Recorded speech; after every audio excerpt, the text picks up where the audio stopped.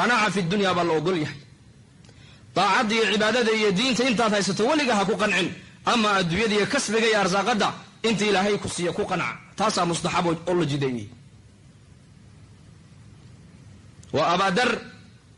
azhadu ummati wa acbaduha buu nebigu yidhi waa ninka ummadayda ugu zaahidsan ee ugu cibaado badan man araada an yandura ilaa ciisa bni maryam falyandur ilaa abidar buu nebigu yidhi ninkii doonaya nebi ciise inuu arko abadar alkhifaari ha arka buu yidhi zuhdigiisa iyo siduu adduunyada uga zaahiday kaasaa nebigu dardaaranka soo mariyuu leeyahay abadar oo doonida jadiidso iimaanka jadiidso qalbigaaga adduunyada kala dagaalam qalbigaaga cadamada maxabada lacagta kala dagaalam baddu way ku liqi haddii kale shahawaad iyo qaflad baa adduunyada lagu sheeriyo way ku liqi haddii kale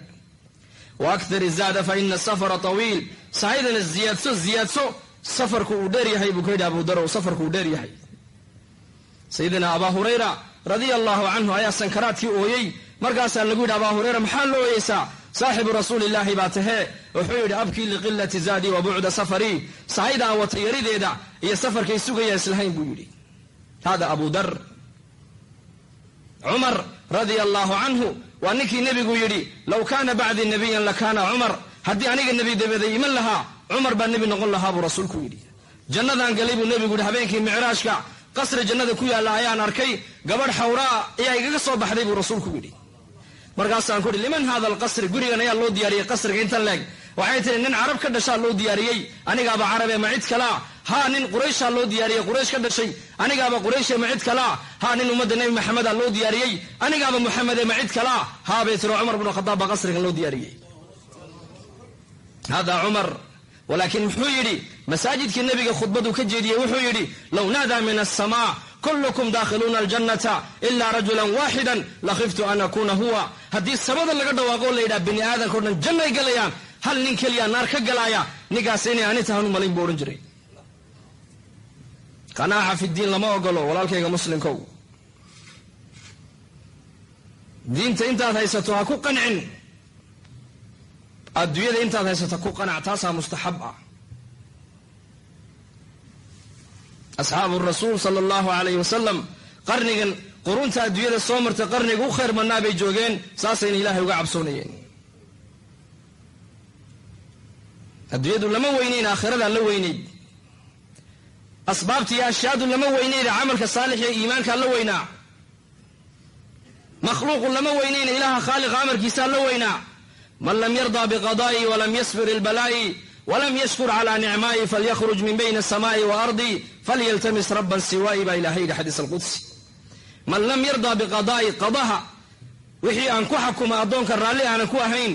nicmadaydana aan iigu shukriyaynin balaayada aanu keenana ku sabraynin samadii arlada anigaa samaystay ha iiga tago meel kale ha qabto rabbi kalena ha samaystay baa ilaahay yidhi ilaa ayna ha ku mashquulin shahawaadka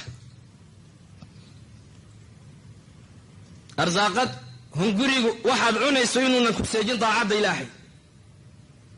laa tulhikum amwaalukum walaa awlaadukum can dikri illah ay can taacati illah qur-aanku waa dacwad dhammaystiran weeyaan waa dacwad taama ilaahay baa dacwadayna siinaya ubadkaan u shaqeeyaa ubadkaan u ordayaa iyo xoolahaagaad xisaabinaysa daacadda ilahay inay ku seejin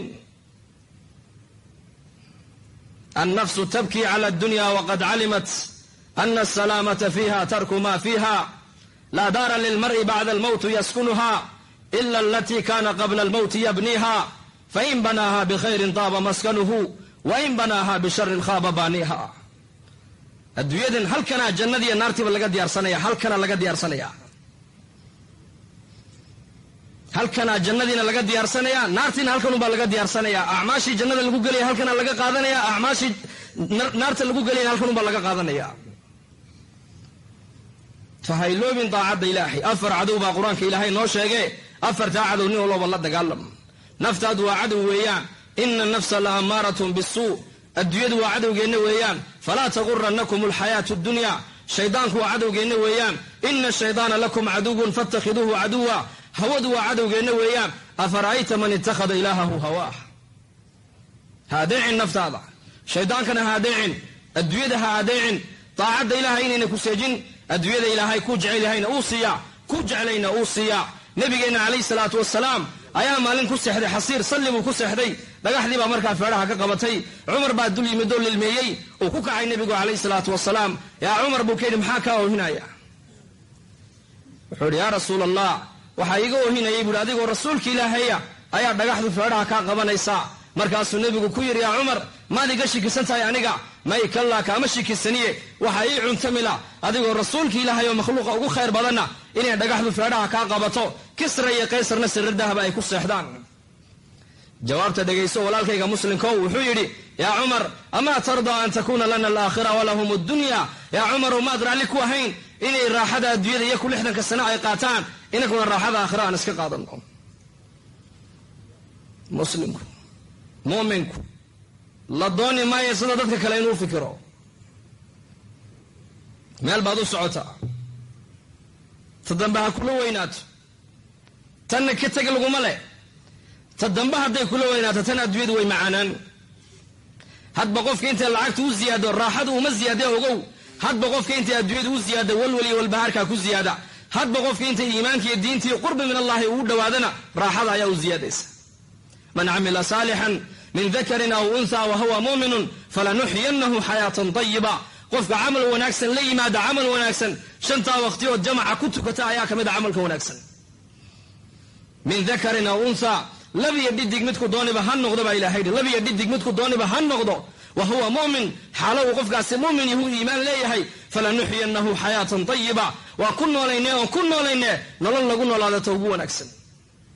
mufasiriintu waxay yidhahdeen nolosha wanaagsan waa 3 weeyaan qalbigoo kuu dega arsaaqadoo kugu fillaata iyo dadka oo ku jeclaada 3daa wuxuu ilaahay ku ballan qaaday inuu ku bixin iimaan iyo camal saalix haddii dadka laga helo